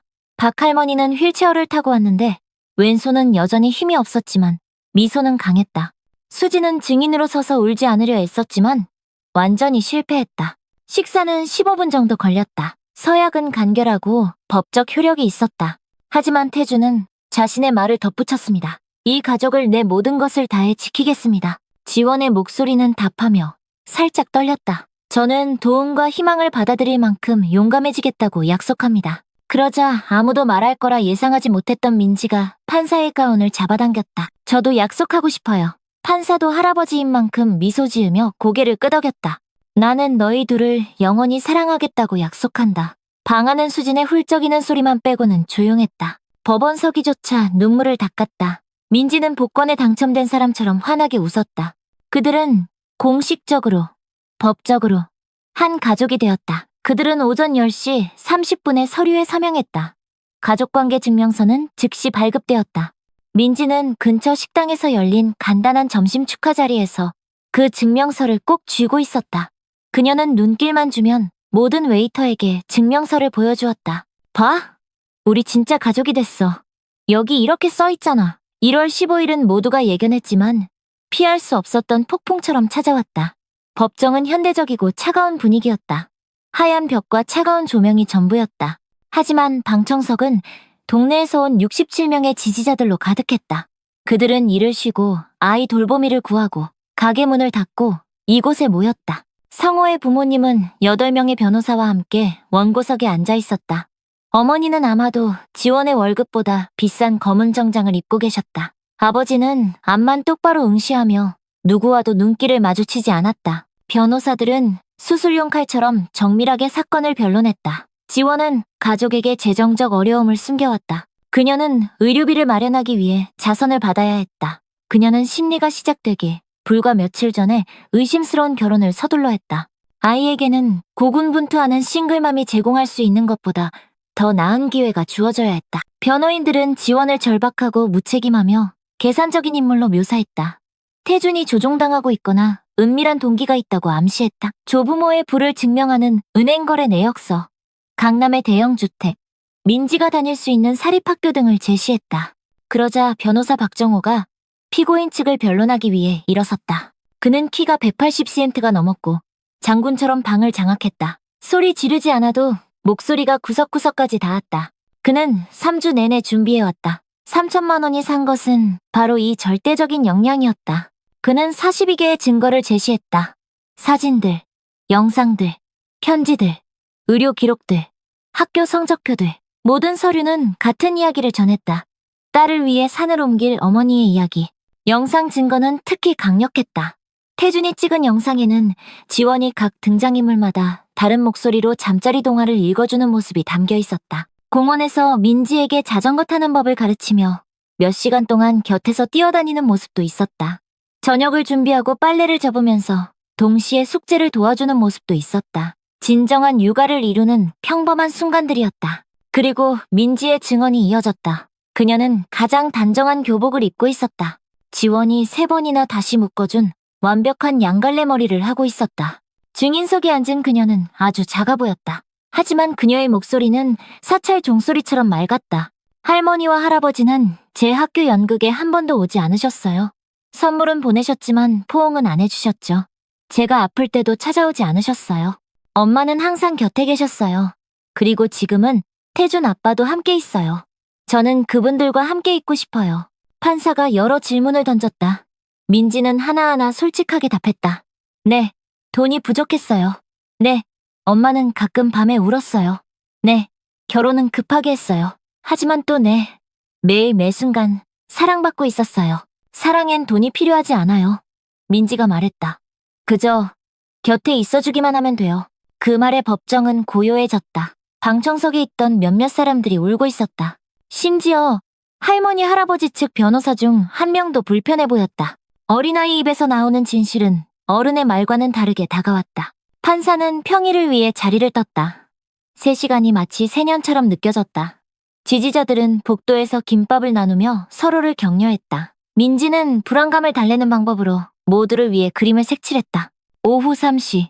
판사가 돌아왔다. 모든 증거와 증언을 신중히 검토한 결과 본 법원은 미성년 자녀가 어머니 박지원의 양육권 아래 머무는 것이 최선의 이익이라고 판단합니다. 갤러리는 조용한 환호로 가득 찼다. 지원은 안도의 숨을 내쉬며 의자에 주저앉았다. 민지는 어머니에게 달려가 안겼다가 태준에게 다시 어머니에게로 돌아갔다. 수지는 말을 할 수 없을 정도로 울고 있었다. 판사는 양육권에 관한 판결을 이어갔다. 조부모는 매달 감독하에 아이를 만날 수 있다. 원한다면 양육비도 지원할 수 있으나 요구할 권리는 없다. 법원은 새로운 가족 단위가 안정적이며 아이에게 유익하다고 인정했다. 성호의 부모가 떠나려 할 때 어머니가 지원 곁에 멈춰섰다. 그녀의 목소리는 거의 속삭임 수준이었다. 잘 돌봐줘. 우리가 아들을 돌본 것보다 더 잘. 그녀의 눈빛에는 깨달음이 담겨 있었다. 아마도 그녀는 아들이 완벽하지 않다는 걸 항상 알고 있었을지도 모른다. 아마도 그를 잃은 후 그의 결점을 잊어버렸을지도 모른다. 아마도 민지를 위한 싸움은 사실 그를 위한 싸움이었을지도 모른다. 지원은 고개를 끄덕였다. 말은 필요 없었다. 한 어머니에서 다른 어머니로 그들은 이해했다. 때로는 사랑이란 놓아주는 것이다. 때로는 붙잡는 것이다. 지혜란 어느 쪽을 선택할지 아는 것이다. 2월은 예상치 못한 따뜻함과 함께 찾아왔다. 아파트의 리듬은 새로운 패턴으로 바뀌었다. 태주는 약속대로 여전히 손님방에 옷을 두고 있었지만 그의 존재감은 구석구석에 스며들었다. 그의 커피 머그잔은 지원의 곁에 놓여 있었다. 그의 책들은 선반 위 그들의 책들과 섞여 있었다. 현관 옆에 놓인 그의 신발은 입구를 완성된 듯 보이게 했다. 매일 아침 7시면 그는 이미 부엌에서 아침을 준비하고 있었다. 그는 지원이 계란을 살짝 흐르는 정도로 좋아하는 걸 알고 있었다. 민지는 별 모양 토스트를 원했고 그는 특별한 틀로 잘라냈다. 지원이 방에서 나올 때면 커피는 항상 정확히 준비되어 있었다. 어떻게 내가 언제 일어날지 항상 알지? 어느 날 아침 그녀가 물었다. 네 알람 소리를 듣고 300까지 세거든. 네가 일어나기 전까지 침대에 누워있는 시간이야. 그는 그들에 관한 모든 것에 주의를 기울였다. 그들의 일상이 그의 일상이 되었다. 그들의 편안함이 그의 최우선 과제가 되었다. 이 가짜 결혼은 날이 갈수록 더 진짜처럼 느껴졌다. 민지는 태준이라는 이름 없이 아빠라고 부르기 시작했다. 계절이 바뀌듯 자연스럽게 일어난 일이었다. 어느 날은 태준 아저씨, 다음 날은 아빠. 아무도 그녀를 바로잡지 않았다. 퍼즐 조각이 딱 맞아떨어지듯 그저 맞는 일처럼 느껴졌다. 2월 14일은 발렌타인데이였다. 남산타워에서 달빛 아래 첫 고백을 한 지 정확히 4개월 만이었다. 민지는 색종이와 반짝이를 잔뜩 사용해 부모님을 위한 발렌타인 카드를 만들었다. 그녀는 무지개 아래 세 사람이 나비처럼 떠다니는 하트들 사이에서 함께 있는 모습을 그렸다. 아빠, 마음에 들어요? 아빠 머리 진짜처럼 뾰족뾰족하게 그렸어요. 태주는 그걸 서점벽에 걸어두었다. 마치 걸작인 양. 그에게 그건 정말 걸작이었으니까. 그날 저녁 민지가 잠든 뒤 지원은 태준의 침실문 앞에 섰다. 몰래 사둔 발렌타인 카드를 손에 쥐고 있었다. 안에는 아직 입 밖에 내지 못한 말들을 적어 넣었다. 감사함이 다른 무엇으로 변해가는 이야기. 존경이 애정으로 자라나는 이야기. 어쩌면 사랑에 빠질지도 모른다는 이야기. 하지만 그녀는 문을 두드리지 못했다. 아직은 결혼은 실용적이어야 했다. 감정으로 복잡하게 만들 권리는 없었다. 그래서 그녀는 5분간 그 자리에 서서 카드를 쥐고 있다가 결국 건네지 못한 채 자신의 방으로 돌아갔다. 박 할머니는 느리지만 꾸준히 회복 중이었다. 주 3회 물리치료로 왼쪽 몸의 움직임이 돌아오고 있었다. 말투도 점점 분명해졌다. 2월 말이 되자 지팡이를 짚고 걸을 수 있었고 말을 더듬지 않게 되었다. 한 번은 부엌에서 지원과 태준을 지켜보셨다. 둘은 수년간 연습한 무용수처럼 서로를 피해 움직였다. 태준은 접시를 건네려고 그녀의 위로 손을 뻗었고 지원은 숟가락을 집으려고 그의 팔 아래로 몸을 숙였다. 부딪힘도 어색함도 없었다. 완벽한 호흡이었다. 태준이 민지에게 책을 읽어주러 갔을 때 할머니가 말했다. 저 아이가 너를 보는 눈빛이 네 아빠가 나를 보던 그 눈빛 같구나. 그냥 미지를 위한 배려일 뿐이야, 엄마. 약속이 누군가의 눈빛을 반짝이게 하진 않아. 네가 방에 들어설 때 말이야. 할머니의 지혜는 70해를 살아온 경험에서 비롯된 것이었다. 진짜 사랑도, 가짜 사랑도, 그 사이의 모든 것도 보아왔다. 그 차이를 햇살과 비를 구분하듯 분명히 알고 계셨다. 태준의 눈에서 본 건 분명히 햇살이었어. 때로는 사랑이 기쁨이 아니라 아픔을 나누며 자라기도 한다. 할머니가 말을 이었다. 너의 아버지와 나는 장례식장에서 만났단다.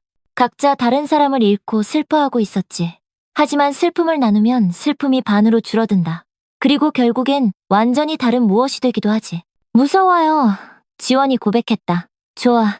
두려움 없는 사랑은 사랑이 아니야. 그건 안락함이지. 그리고 안락함은 누구의 인생도 바꾼 적 없어. 3월 15일. 또 다른 보름달이 떴다. 태주는 하루 종일 조용했고 서점에서 정신이 팔려 잔돈을 어설프게 다루고 손님 주문을 잊어버렸다. 저녁 식사 때 민지가 눈치챘다. 아빠, 아파요? 이상해 보여요. 그냥 중요한 생각 중이야. 작은 예술가야. 저녁 식사 후 태준이 제안한 말에 지원의 심장이 쿵 내려앉았다. 남산타워에 다시 갈래? 우리 둘만? 수진이 민지를 봐줄 수 있어. 모든 것이 시작된 바로 그 장소. 진실이 한 생명을 파괴하고 또 다른 생명을 시작했던 그 전망대. 그들을 지켜보던 그 달은 같았다. 하지만 다른 모든 것은 변해 있었다. 저녁 9시에 도착했다. 그 첫 자정 만남보다 이른 시간이었다. 데크는 사진을 찍는 커플들로 더 북적였지만 그들은 벤치를 찾았다. 4달 전 새벽까지 함께 앉아있던 바로 그 벤치였다. 지원은 말을 준비했다. 거울 앞에서 연습했다. 하지만 그 순간이 오자 그녀가 정성껏 준비한 말들은 아침 안개처럼 사라져버렸다. 당신을 사랑하게 됐어요. 그녀는 간단히 말했다. 감사의 마음에서 나온 말은 아니었다. 물론 고마운 마음은 있었지만 가까이 있었기 때문도 아니었다. 비록 그들은 항상 가까웠지만 편리함 때문도 아니었다. 비록 편리하긴 했지만 그의 영혼을 보았기 때문이야. 부드럽고 강하며 끝없이 친절한 그 영혼을. 민지에게 다양한 목소리로 책을 읽어주는 모습이 좋아. 서점에서 모두의 커피 주문을 기억해주는 모습이 좋아. 웃기지 않아야 하는데 웃겨지는 네 끔찍한 농담이 좋아. 수건을 완벽한 정사각형으로 접어주는 모습이 좋아. 매일매일 우리를 선택해주는 모습이 좋아. 태주는 재킷 주머니에 손을 넣었다. 익숙해 보이는 봉투를 꺼냈다. 24번째 편지. 써놓았지만 공유할 생각은 전혀 없었던 그 편지. 읽어봐. 그가 조용히 말했다. 봉투 안에는 다른 편지들보다 더 떨린 그의 필체가 적혀 있었다. 맨 위에 적힌 날짜는 10월 1일, 첫 고백 전이었다. 바람을 알기 전이었다. 모든 일이 벌어지기 전이었다. 사랑하는 지원에게 8개월 동안 너를 지켜봤어. 소름 끼치게 들리겠지만 어쩔 수 없었어.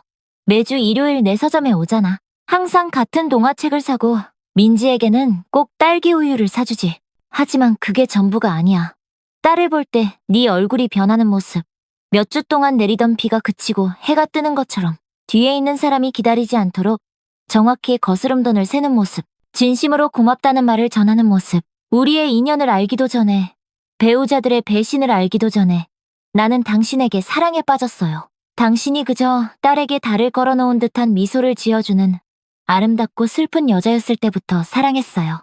불륜이 드러나면서 내 계획은 바뀌었지만 내 마음은 변하지 않았어. 사랑 고백을 위해 그 첫 익명의 편지를 썼지. 그러다 진실을 알게 되었고 그 편지는 다른 종류의 고백이 되었어. 하지만 그 모든 것 아래, 고통과 배신과 복잡한 역사 아래 사랑은 남아있었어. 지금도 남아있습니다. 영원히 남아있을 것이다. 당신이 결코 나를 사랑해줄 수 없더라도, 이 결혼이 정략 결혼으로 남는다 해도, 내가 단지 네가 도움이 필요할 때 손을 내민 사람에 불과하다 해도 나는 여전히 너를 사랑하기로 선택한다. 영원히. 태준. 지원은 다 읽기도 전에 울고 있었다. 슬픔의 눈물이 아니었다. 기쁨의 눈물도 아니었다. 그 사이 어딘가의 눈물, 오래된 아픔을 씻어내고 새로운 기쁨을 위한 자리를 마련하는 눈물. 모든 것이 무너졌던 그 보름달 아래에서 그들은 처음으로 입을 맞췄다. 약속이 아니었다. 편의도 아니었다. 상실이 얼마나 아픈지 깨달은 두 사람이 사랑을 선택한 순간이었다. 다시 한번 용기를 내어 도전하는 두 사람으로서 집에 돌아왔을 때 수진이 애써 재우려 했지만 민지는 아직 깨어 있었다. 드디어 서로 사랑한다고 말했어? 그녀가 즉시 물었다. 소진은 소파에서 웃음을 터뜨렸다. 네가 어른들 이야기하러 갔다고 했어. 사랑이 어른들 이야기야. 하지만 난 너희 둘이 서로 사랑한다는 걸 이미 알고 있었어. 서로를 바라볼 때 너희 둘의 미소가 달라졌거든. 생일 케이크를 바라보는 사람들의 미소처럼 말이야. 8살 아이의 지혜가 또 한 번 빛을 발했다. 어른들이 숨기려 하는 걸 아이들은 다 본다. 민지는 그들이 따라잡기를 참을성 있게 기다리고 있었다. 이제 그녀의 가족 그림이 모든 면에서 현실이 될 것이다. 3월 16째 날은 밝고 따뜻하게 밝아왔다. 처음으로 지원은 태준이 곁에 있는 주인 침실에서 눈을 떴다. 민지는 정확히 7시에 방으로 뛰어들어왔고 그들이 함께 있는 모습을 전혀 놀라지 않았다. 드디어 이제 아침 포옹하러 두 방 갈 필요 없잖아. 그녀는 두 사람 사이 침대에 뛰어올라 팔을 벌려 둘을 동시에 껴안았다. 이것이 가장 단순한 방식으로 이루어진 그녀의 꿈이었다. 화려하지도 극적이지 않기도 단지 상실을 통해 서로를 찾은 세 사람이 가족이 되기로 선택한 것뿐이었다. 서점 확장 사업은 예상보다 훨씬 잘 풀렸다. 어린이 교육센터에는 봄 학기에 45명의 학생이 등록했다. 지원의 교육법이 소문나자 새 구역 밖에서도 부모들이 차를 몰고 왔다. 그녀는 배움을 마술처럼 느끼게 했다. 수학은 보물찾기가 되었고 독서는 모험이 되었다. 4월에는 월 매출이 200만 원을 기록했다. 필요에 의해 시작된 사업 파트너십은 진정한 성공으로 자리 잡았다. 서점은 주말마다 이야기 시간을 열었고 지역 작가들의 낭독회가 열렸다. 토요일 오후는 아이들의 생일 파티로 가득 차 웃음소리가 끊이지 않았다. 수요를 감당하기 위해 2명의 시간제 교사를 고용했다. 창고로 쓰이던 2층은 이제 아이들의 미술 작품으로 환해졌다. 온갖 색깔의 빈백 의자가 독서 코너를 만들었다. 벽은 학생들의 글로 가득했고 자랑스러운 부모들은 매일 사진을 찍었다. 프랜차이즈를 해야겠어. 어느 날 저녁 태준이 장부를 정리하며 말했다. 한 곳부터 제대로 해보자. 지원이 웃으며 말했다. 게다가 여긴 특별한 곳이잖아. 그들이 결혼을 계획했던 바로 이곳이었다. 민지가 태준과 첫 독서 수업을 가졌던 곳. 이웃들이 모여 그들을 응원했던 곳. 부서진 이야기들이 행복한 결말을 찾던 곳. 10월 14일이 다시 찾아왔다. 모든 것을 바꿔놓은 달빛 고백 이후 1년 만이었다. 이번에는 온 가족이 함께 남산타워를 찾았다. 민지는 전망대에서 도시 불빛을 세며 뛰어다녔다. 247개. 아니 잠깐, 그거 2번 세웠네. 246개. 그녀는 312개에서 포기했다. 빙글빙글 돌다 어지러워서 태주는 작은 벨벳 상자를 꺼냈다. 안에는 단순한 음반지가 들어있었다. 비싸지도 화려하지도 않았다. 하지만 안쪽에는 3월 15일 그들이 진정으로 서로를 선택한 날짜가 새겨져 있었다. 다시 결혼해줄래? 그가 물었다. 이번엔 사랑으로? 민지는 배낭에서 한 장의 종이를 꺼냈다. 수진의 도움을 받아 몰래 만든 것이었다. 분홍색 글리터로 예스 해주세요, 엄마 라고 쓰여 있었고 각 글자마다 하트가 찍혀 있었다. 우린 이미 결혼했잖아. 지원은 눈물을 닦으며 웃었다. 알아. 하지만 누군가는 진짜 결혼식에서 꽃소녀가 되고 싶어 하거든. 민지는 뜨거운 팬 속 팝콘처럼 펄쩍펄쩍 뛰었다. 제발 제발 제발! 벌써 드레스도 골랐어. 나비 무늬가 있는 드레스야. 12월 15일. 민지의 수술 성공 후 정확히 1년 만이었다. 커뮤니티 센터는 하얀 장미와 요정 불빛으로 환상적인 공간으로 변모했다. 200명의 하객이 자리를 가득 메웠다. 동네 사람들이 모두 축하하러 모인 것이다. 박할머니가 지원을 신부 입구까지 안내했다. 휠체어도 지팡이도 없었다. 오직 자부심 가득한 느리지만 확고한 걸음뿐이었다. 회복이 딱 맞춰 완료된 것이다. 네 아버지가 정말 기뻐하셨을 거야. 할머니가 속삭였다. 네가 사랑으로 돌아오는 길을 찾았구나. 성호의 부모님은 세 번째 줄에 앉아 있었다. 참석해도 되겠냐는 메시지를 보낸 것이었다. 반대하려는 게 아니었다. 문제를 일으키려는 것도 아니었다. 단지 민지의 행복에 함께하고 싶었을 뿐이다. 그들은 선물을 가져왔다. 어린 시절 성호의 사진첩이었다. 그녀는 아버지의 과거를 알아야 해. 어머니가 말했었다. 기억할 만한 좋은 부분들을. 용서가 과거를 지우진 않는다. 하지만 미래를 위한 공간을 만든다. 그들은 더 나은 조부모가 되려 애쓰고 있었다. 한 달에 한 번씩 하던 방문이 이제 매주 저녁 식사로 바뀌었다. 민지의 플라워걸 드레스에는 정말 나비 장식이 달려 있었다. 보라색과 분홍색 나비들이 그녀가 돌 때마다 날아다니는 듯했다. 그녀는 폭발적인 열정으로 장미 꽃잎을 뿌렸고 모두가 적어도 한 번은 맞도록 했다. 식도 중 그녀는 주례의 가운을 잡아당겼다. 말해도 돼요? 민지가 만나는 모든 사람처럼 매료된 주례는 마이크를 건넸다. 가끔 가족은 깨지기도 해요. 하지만 가끔은 금으로 고쳐지기도 하죠. 아빠가 가르쳐주신 그 일본 예술처럼요. 금속기 진깨. 깨진 도자기를 금으로 수리하면 예전보다 더 아름다워진다는 거요. 그녀의 목소리는 맑고 당당했다. 그녀는 몇 주 동안 이 연설을 연습해왔다. 모든 단어는 최대한의 효과를 내도록 신중하게 선택되었다. 8살이지만 산처럼 현명했다. 아빠가 돌아가셨을 때 우리 가족은 부서졌어요. 그런데 태준 삼촌이 황금 같은 사랑으로 우리를 고쳐주셨어요. 이제 우리는 예전보다 더 아름다워졌어요. 우리를 선택해주셔서 고마워요, 아빠. 용감하게 버텨주셔서 고마워요, 엄마.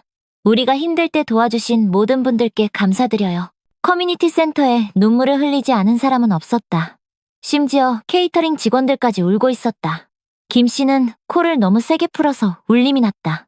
리셉션에서 수진이 부케를 잡았다. 그녀는 즉시 박정호 변호사와 눈이 마주쳤고 그는 김치처럼 얼굴이 빨개졌다. 두 사람은 6개월 동안 비밀리에 만나고 있었다. 뜻밖의 상황에서 피어난 또 하나의 사랑 이야기였다. 김 씨가 건배 시간에 일어섰다. 작은 체구에도 불구하고 그의 말에 모두가 귀를 기울였다. 공지사항이 있습니다. 그가 정중히 말했다. 어린이 심장 수술을 위한 재단을 설립하기 위해 1억 원을 기부하겠습니다. 민지와 그 가족을 기리며 달빛 기적재단이라 명명하겠습니다. 방안은 탄성과 박수로 가득 찼다. 민지는 달려가 그를 껴안았고 거의 넘어뜨릴 뻔했다. 첫 수혜자는 이미 정해져 있었다. 바로 옆 동네의 한 외동아들 아빠였다. 선행의 고리는 계속 이어질 것이다. 왜 달빛이죠? 누군가 물었다. 왜냐하면 김 씨가 미소 지으며 말했다. 때로는 가장 아름다운 일들이 어둠 속에서 일어나기 때문이지. 달빛은 해가 비추지 못할 때 우리에게 길을 보여준다. 저녁이 깊어갈 무렵 새로 생긴 새 식구는 서점 옥상 정원에 앉아 있었다. 태준이 여름 내내 정원을 가꾸며 화분 사이에 조명을 매달아 콘크리트와 희망으로 마법을 만들어낸 곳이었다. 서울은 마치 흩어진 다이아몬드처럼 그들 아래 펼쳐져 있었다. 하늘의 보름달은 태초부터 그랬듯 그들을 지켜보고 있었다. 민지는 벤치에서 그들 사이에 잠들어 있었고 나비무늬 드레스는 구겨져 있었으며 머리에는 아직도 장미꽃잎이 꽂혀 있었다. 그 편지 고마워. 지원이 속삭였다. 첫 번째 편지. 모든 걸 시작하게 한 그 익명의 편지 말이야. 읽어줘서 고마워. 태준이 대답했다. 한밤중에 낯선 사람을 만나러 올 만큼 용감해져서 고마워. 우리는 낯선 사람이 아니었어. 단지 아직 만나지 않았을 뿐이지. 잠든 딸을 사이에 두고 두 손이 맞잡여 있었다. 도시가 아래에서 밤의 교향곡을 흥얼거렸다. 서점 간판이 바람에 살며시 삐걱거렸다. 책과 커피, 부서진 이야기가 행복한 결말을 찾는 것. 민지가 잠꼬대를 하며 살짝 꿈틀거렸다. 용과 무지개, 그리고 내일 아빠가 더 많은 이야기를 읽어주겠다는 내용이었다. 작은 손이 두 사람의 팔을 살며시 두드리며 그들이 아직 곁에 있는지 확인했다. 그들은 있었다. 영원히 함께할 것이다. 다른 하늘을 가로지르는 오랜 길을 계속했다. 지상에 옥상 정원이 있는 서점에서 상실로 산산조각 났던 세 사람은 사랑이라는 황금빛 실로 다시 이어졌다. 부서졌기에 더 아름다워졌다. 재구성되었기에 더 강해졌다. 모든 결말이 처음부터 행복한 것은 아니다. 어떤 결말은 먼저 깨져야만 하고 그 다음 인내심 있는 재구성이 필요하다. 어떤 결말은 공동체의 지지와 법적 싸움, 그리고 편의 결혼이 사랑의 결혼으로 변모하는 과정을 요구한다. 어떤 결말은 배신 후에도 믿을 용기, 상실 후에도 사랑할 용기, 가슴 아픔 후에도 희망할 용기를 요구한다. 하지만 가장 아름다운 결말, 오래가는 결말은 고된 순간 하나하나가 모두 가치 있다. 그것은 화려한 제스처가 아닌 작은 일상의 선택들로 쓰여진다. 우스꽝스러운 목소리로 잠자리 이야기를 읽어주는 것, 커피 취향을 기억해주는 것, 나타나기 힘든 순간에도 모습을 드러내는 것, 고통에도 불구하고가 아니라 그 고통에서 자라나는 것 때문에 사랑을 선택하는 것. 그날 밤 서점 불빛은 늦게까지 켜져 있었다. 각자의 황금빛 치유를 찾는 다른 상처받은 이야기들을 위한 등대처럼 내일은 새로운 도전이 기다릴 것이다. 민지는 후속 치료가 필요할 것이다. 사업은 관리가 필요할 것이다. 재단은 조직이 필요할 것이다. 삶은 복잡한 춤을 계속 이어갈 것이다. 하지만 오늘 밤 고백과 상처와 구원을 목격한 그 달빛 아래 한 가족이 온전히 모여 있었다. 완벽하지는 않았다. 상처가 없는 것도 아니었다. 하지만 중요한 모든 면에서 온전했다. 잠든 민지는 나비를 꿈꾸며 미소 지었다.